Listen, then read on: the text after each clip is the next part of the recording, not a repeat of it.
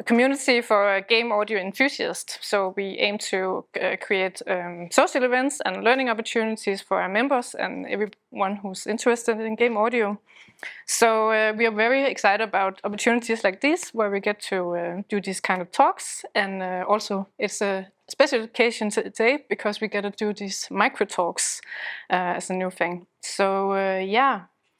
If you want to keep up with our organization, we are very active on social media. You can find our link tree here. And we also have a very active Discord servers with some very skilled and friendly people. So I can only encourage to go in there if you're interested in game audio and the community. If you want to join the associations, we have a sign-up page on our website. All right, but enough about that.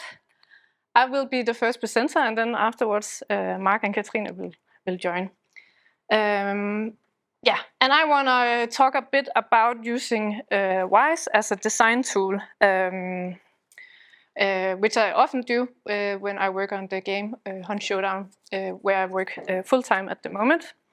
And this topic is something I came up because I had this issue that I often experienced when I was designing a sound effect for a new feature. And before we get to the solution and how I use Wise to counter this, I'd like to talk a bit about the issue, which is that sometimes when I had a new feature that I needed to design a sound effect for, I would go into my audio editor and create a sound for the feature I was working on, and it would sound amazing. Hopefully, most of the time it will sound amazing. But then I experienced that sometimes when I added the sound, took the audio file and added in my game, in this case Wise, and the game engine Crytek, I sometimes experienced that suddenly this great sounding sound effect didn't sound that well anymore. And I was quite frustrated about this because it's very demotivating to go back to your audio editor and try to fix an already great sounding sound effects. So I was like, this is so annoying. What can I do? Why is this happening?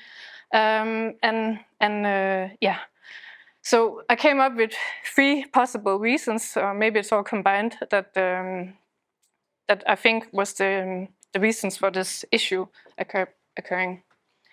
So the first reason I could think of is that whenever I design a sound for a new feature, I will go into the game and make a video capture of the feature and then put that into my audio editor, and then I will design the sound in here that fits the video. And sound is dependent on content, so dependent on a context. So when you listen to a sound in a capture of a gameplay, as I did in the audio editor, it will sound very different. The context will be very different when you go into the game to... sorry. What I'm trying to say is that the context from watching gameplay and playing a game is very different.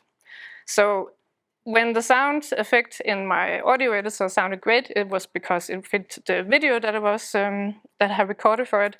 But in the game engine, it would be an entirely different situation.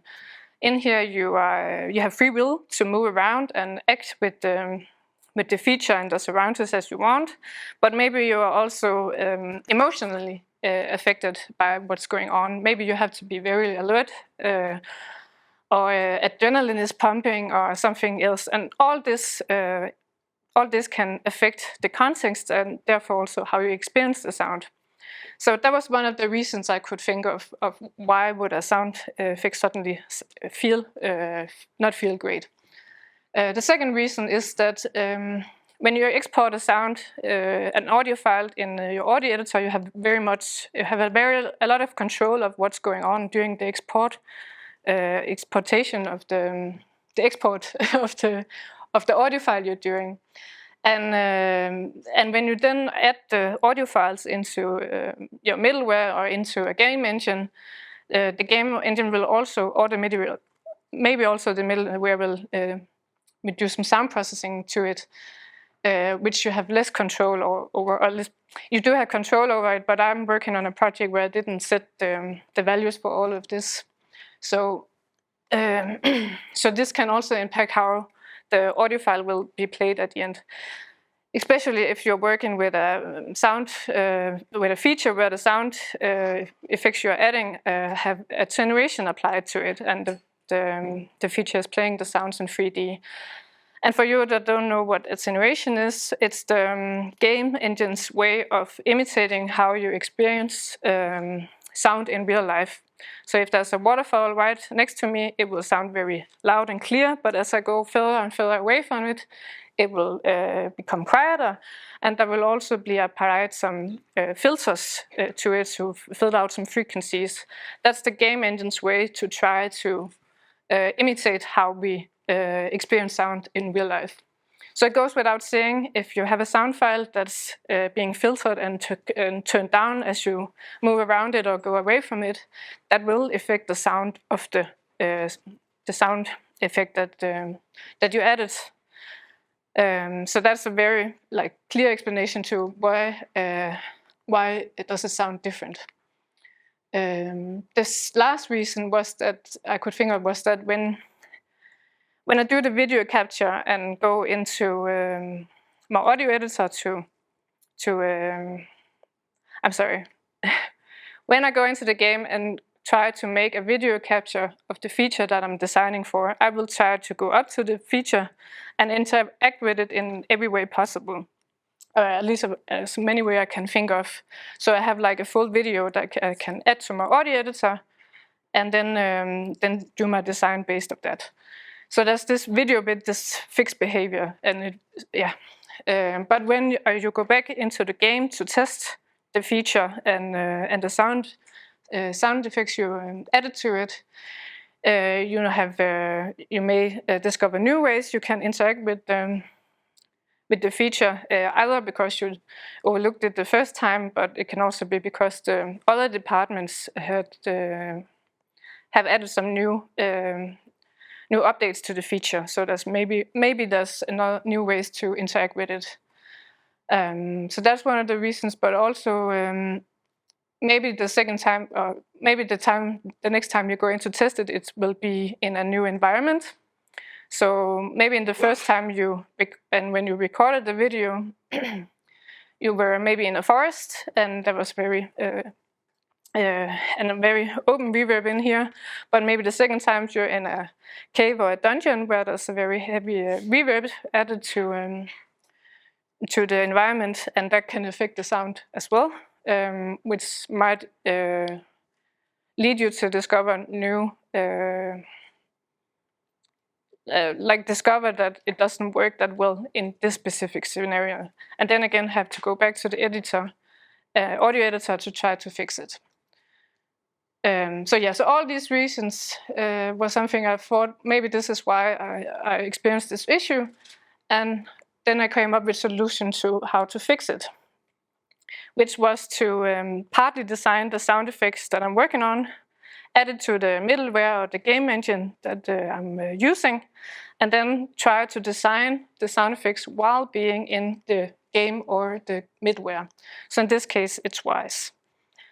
So what I will do is that I will still start in my audio editor, create the sound effects, and then instead of exporting the sound effect into one audio file, I will export all the layers and then add all these layers to Wwise. And then I can, because then I can edit all the layers in Wwise while I'm in the game, and then skip all these reasons that I had to why I was experiencing this issue. And then I will go, so then I will edit the layers in Wwise, and do that while I'm in the game and maybe playing the game as well, and try to interact with the feature. And then at some point I will be content with what I've done to the sound layers, and then that will be my final sound design. So I have a video to show an example of one feature I worked on where I used this method. So when I start the video, I will show the finished design so you can hear how it sounds like, but also see the gameplay that I was adding the sound effect to. And then I will go show you the individual layers so you can see what I did here. It's the example we're going to see is the 2D sound effects. So there's no attenuation applied to it. And it's a sound that plays whenever there's an enemy player that died nearby within the last 2 minutes within 50 meters. So it's this, so it's a sound of that is supposed to communicate that this has happened recently. All right. Yes. Now I need to find the video. Did it? No.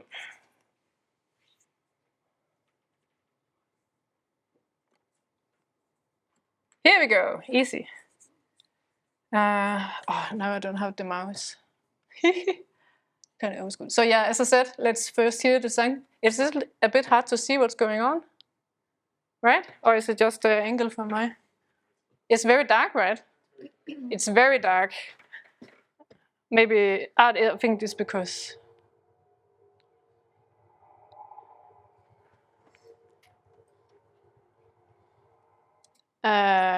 it's kind of hard to see what's going on, right? Do we need to turn off the lights, maybe? Oh,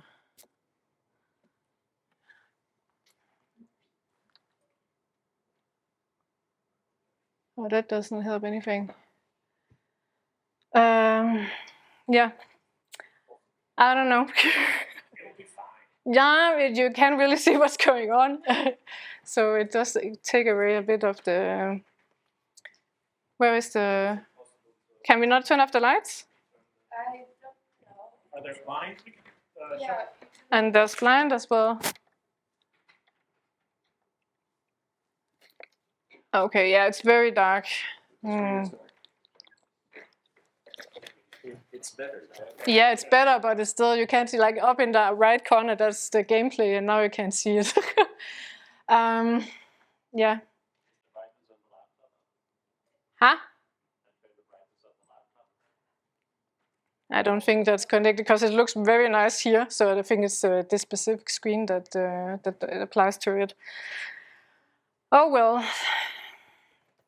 let's try it anyway. Unfortunately, it looks like this. Okay. Hopefully I can see the important parts on the left side of the screen. But the left side of the screen is wise, and on the right side we have the gameplay going in the background. So let's hear the sound effect first.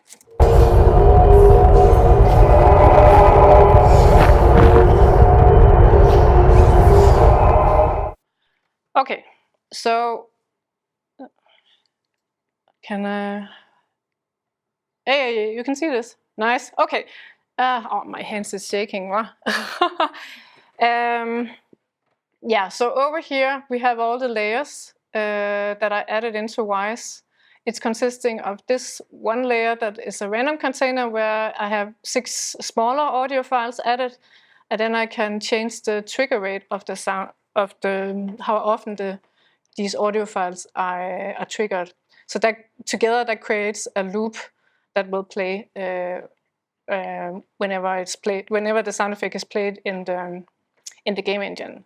And then I have 3 loops underneath, and together these 4 sound layers create the finished sound design. And all these layers I've done some tweaks on, so I will show you how the layers sound when there's no pitching or filtering happening, and then I will show how I may have gone about listening to them to edit them so they will fit with the sound effects. Does that make sense? I feel like I'm rambling. Okay, here we go. So, yes.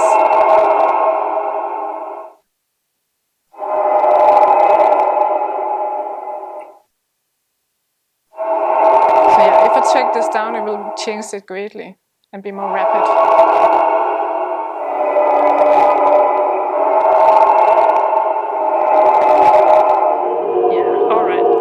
And then this second sound, this second layer, I turned the volume down a bit, but also pitched it up. So let's hear how it would have sounded originally. This is the original sound.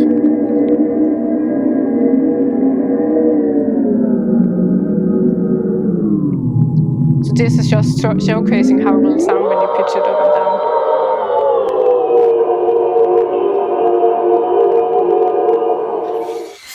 And the same goes with this third layer. There's some whispers that I created. I created a loop in my audio editor with some whispers, and then I also, again, turned down the volume and pitched it up, I think this time. Yeah.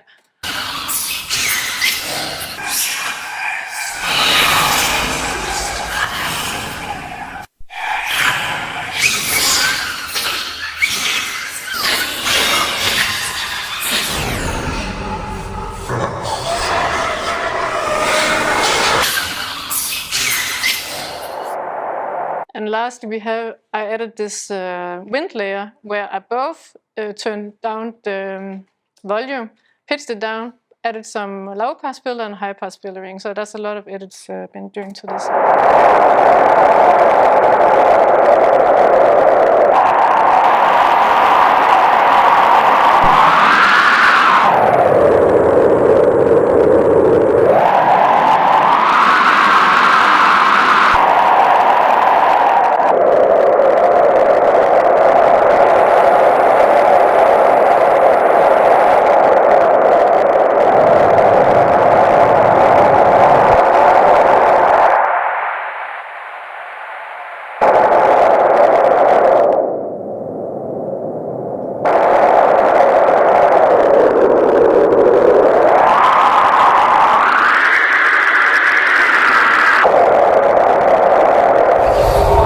Yeah, so this kind of showcases what you can do in Wise and how you can edit sound layers so they will sound very different than they originally did.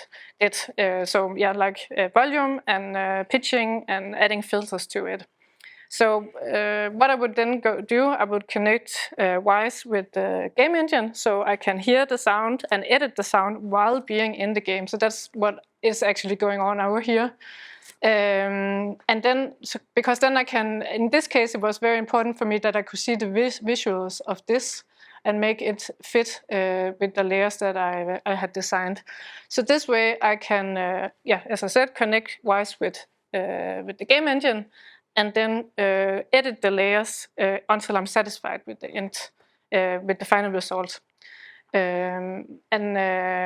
So that's the next part of the video, is kind of imitating this badly, unfortunately.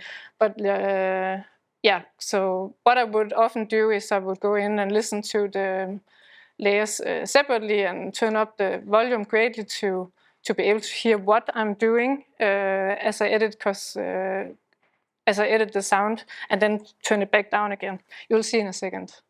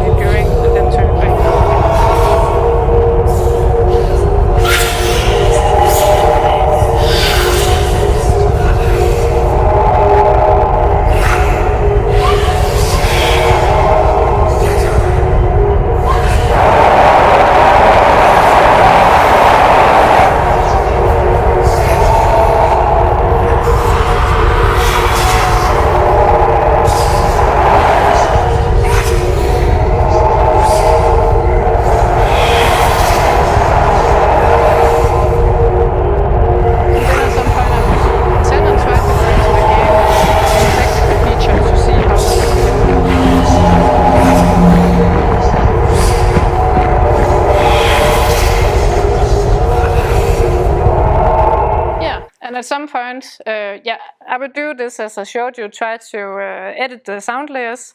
Maybe I would also add new layers and take them away again to see if there's something that can be improved by adding new sounds as well. Because these 4 layers is showcasing the end result, not all the layers that are also tested during the design process. So at one point I will be content with the sound, and I will then, in this case at least, I will then record all these 4 layers together and create a full loop that I will add. So that's the file that's down here. That's the finished loop, because then I will save up a lot of space and a lot of processing, because all this filtering and pitching and volume changes will be something that the game engine will have to do real time when you're playing. So to avoid that, I create a loop that I can insert instead. So, and you won't be able to tell the difference anyway. So yeah. So that's the final loop right here. Just one file that's playing the sound as it's in the sound. Yeah.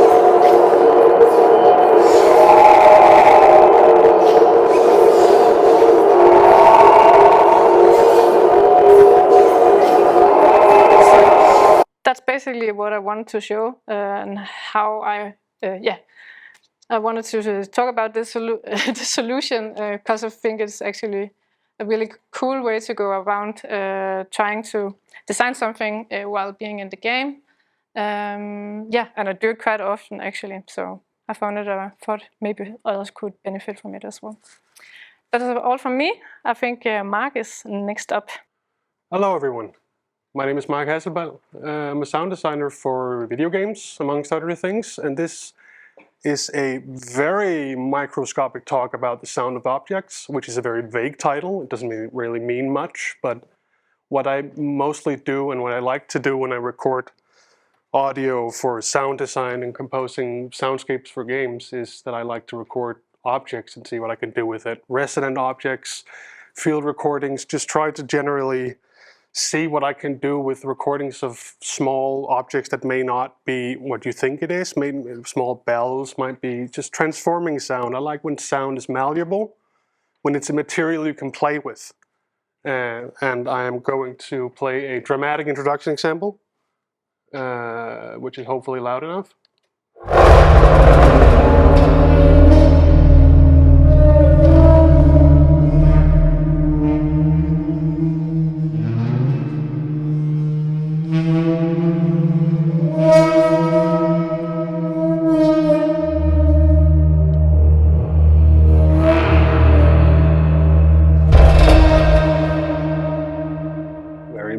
Very dramatic.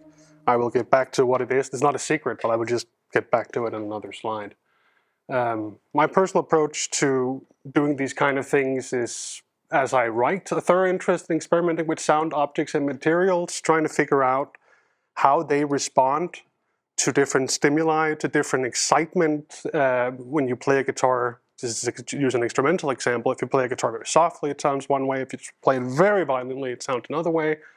It's the same with everything else. The amount of pressure and the amount of energy you apply to these kind of things will have a huge impact on how it sounds, and it reflects differently on stuff like character, inflection, energy, temperament.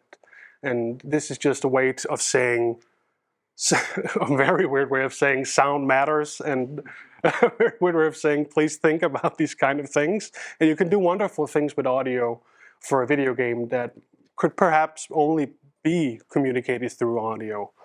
Thorough interest in manipulating, composing with these kind of sounds.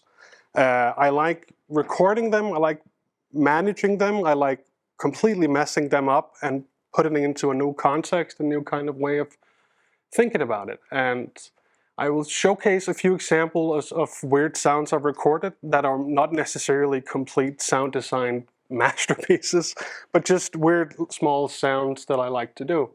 But first, there is the thought about giving it an unmistakable character, as I said, about trying to impose some kind of character on the sounds. A sound is not just a sound for a video game, it has to evoke an emotion, it has to evoke some kind of a communication for the player. There's lots of different things a sound can do.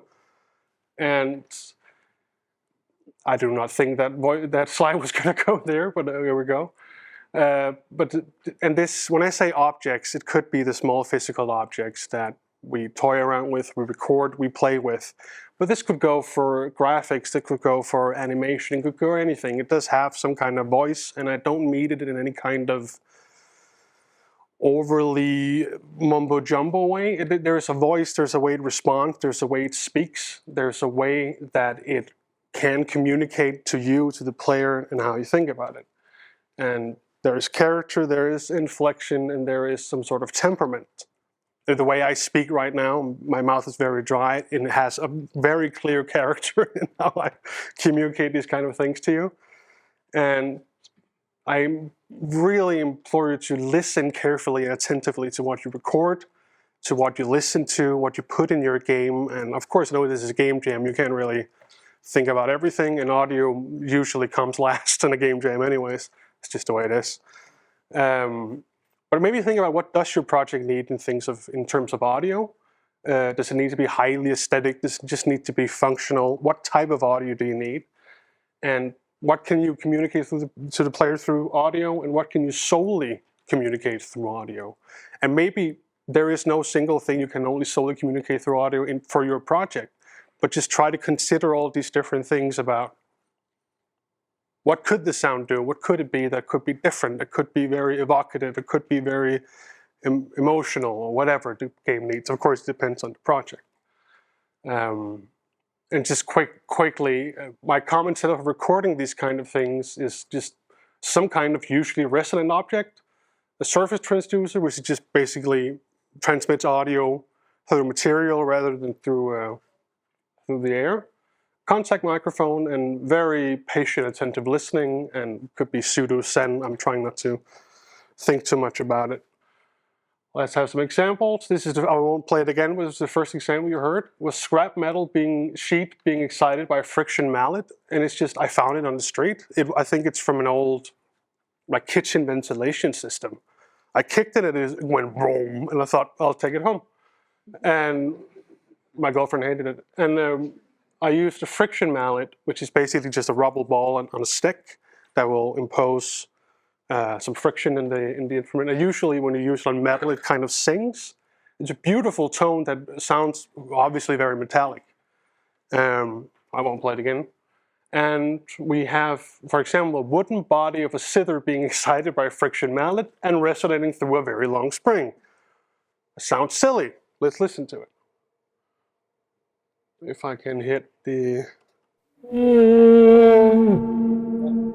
It's not a fart, I swear. And another one. That's almost like an elk sound to it. It sounds like an animal. And this was just from messing around, from trying different things out. And of course I have to be dramatic about it, so I of course go.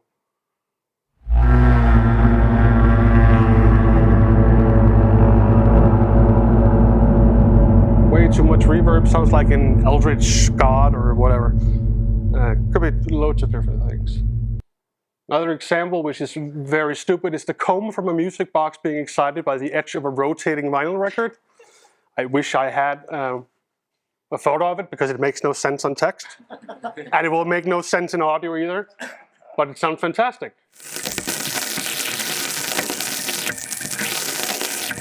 You can hear the resonance from the music comb that plays the melody. And there is the unmistakable crackling of a vinyl record and the circular movement. And all these things are just, where else would you get this kind of sound? It's not about Pokemon, you gotta catch them all type sound thing. It's just having an attentive interest in what things sound like. And I'll play another example.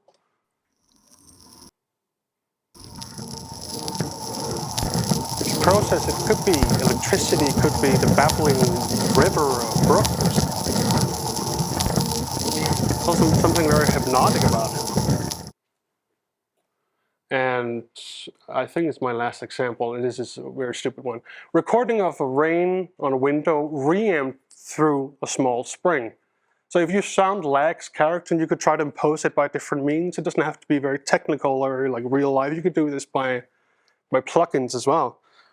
But just to say that things have an impact like combine the character of things is something I think matter a lot.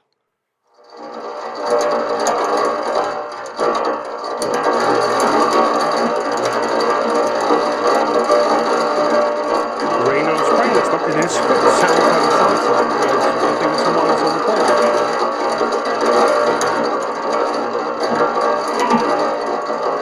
And pretty much what I had to talk to you about today. The sound matters, please think about it, but don't think too much about it.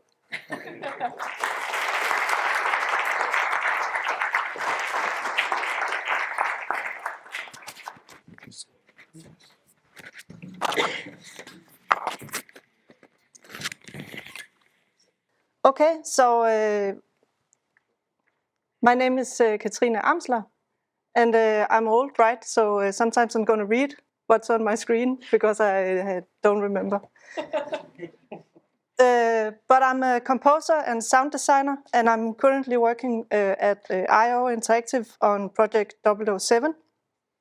And since 2015, I've contributed as a sound artist for composer Martin Stig Andersen on games like Wolfenstein, Control, and Back 4 Blood. So what will I use my 10 minutes on? That's a good question. I will talk about something called ineffective investigations. And I want to talk about it wrapped up in a trip I did as a part of the Future Sound Residency at Sound Art Lab in the Danish city Struer. Has anyone been to Struer? You should all go. Hold on. Ineffective investigations, what do you mean? That's also a good question. And what I mean is doing work and explorations as part of your praxis where you, 1, do not investigate with any significant effect or desired result, 2, allow yourself to be unsuccessful and fail along the way. And I apologize for my slides so far looking like a Word document, but there will be pictures. Okay, back to this, and then I say, why? And that's also a good question. I will explain. Our society is incredibly fixed on results. We all know that. Most of the time our job is to chase these results within a certain deadline. And now I know that you all are going to finish a game in 48 hours, so I apologize in advance that I'm talking about this now.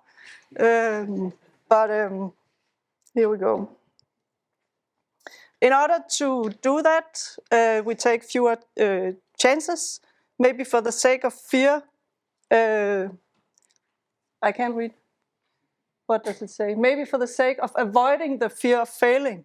What I just failed, but that's okay, because that's what my talk is about. When we take fewer chances, we get stuck in our comfort zone. When we get stuck in our comfort zone, it's difficult to experiment and to discover new things. So when I was a kid, I did pretty much exclusively ineffective things.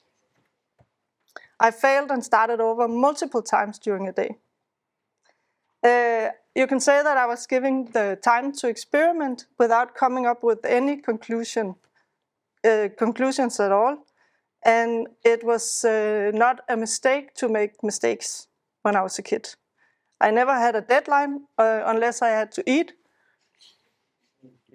And this has had a priceless impact on me personally, but perhaps especially on my creative work. Okay, back to Struer. So during my stay in Struer, I gave myself the opportunity and time to do some good old ineffective investigations. So I went to Struer. A picture. Another picture. So this is how you go from Copenhagen to Struer.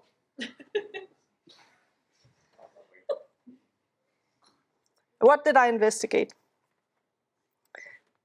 Piano strings, metal, springs, lamps, baking plates, copper plates, pipes, wire, wheels, radio antennas, dustbins, abandoned spaces, eternal reverbs, silence. That's difficult. and also eating cup noodles every day.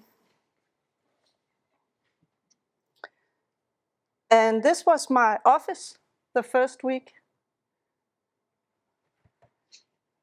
And I basically just started to put different items together that was in the space that I was, and see what they would sound like.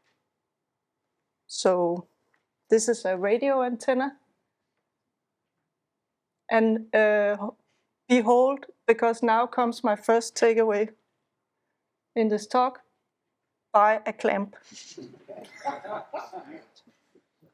It's probably the best thing I've ever bought in my life. And I can explain, you know, if you hold stuff in your hand, it just dies. But the clamp does the work. So you go and buy a clamp.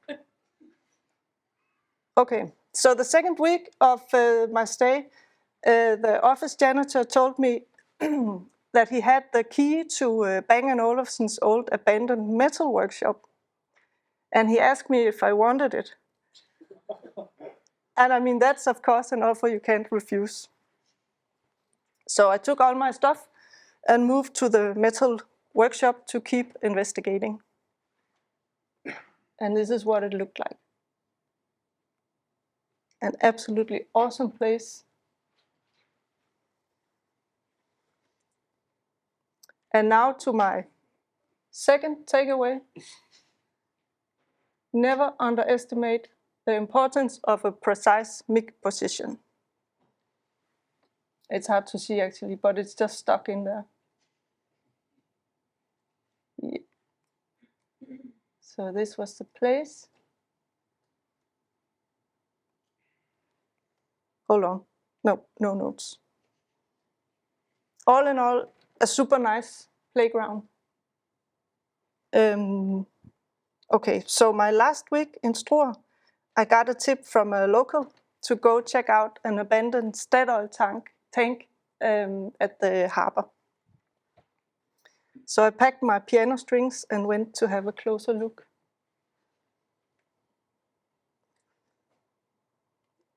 Here's the entrance.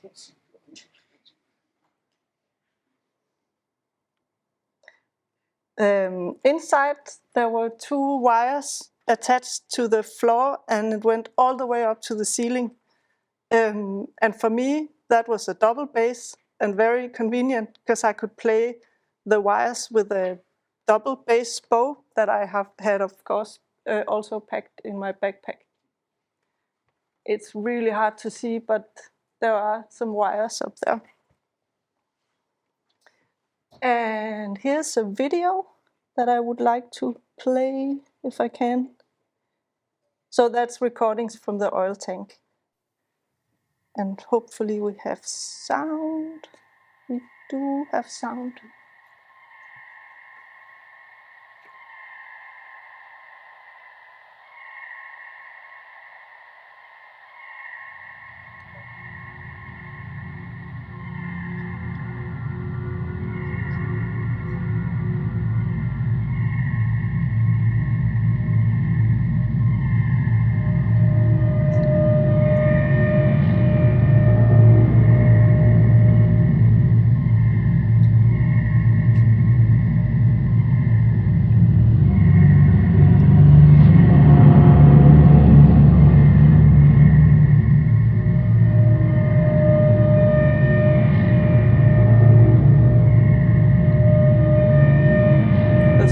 Slow motion in the world.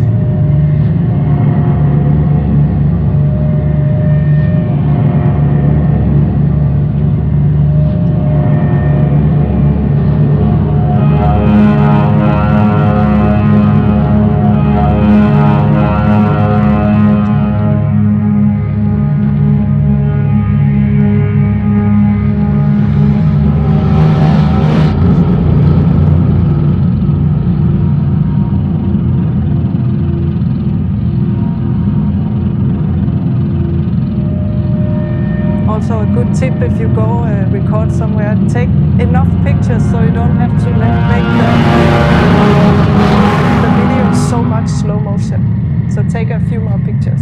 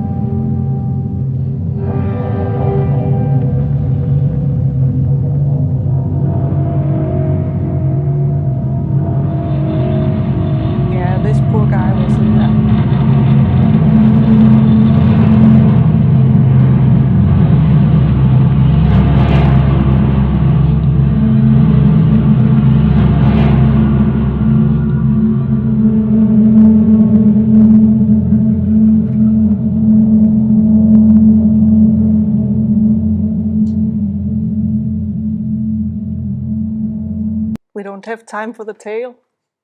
Sorry. Okay. So I went to Struer with the intention to be intuitive and to explore. And my goal was the process and not to end up with a result. I did, however, end up with a result because with recordings from the oil tank, I made a sound library. So you can say that I failed on that. But my point with this is that if I had had a different mindset, if I had had a strict plan and a strong urge to be successful and cool, I think the result would have been very different. So my third takeaway is go do this game jam and try to be a little less successful and cool than you usually are. Make mistakes and have fun, and then on Monday you can go back to be super successful and cool. That's it. Thank you.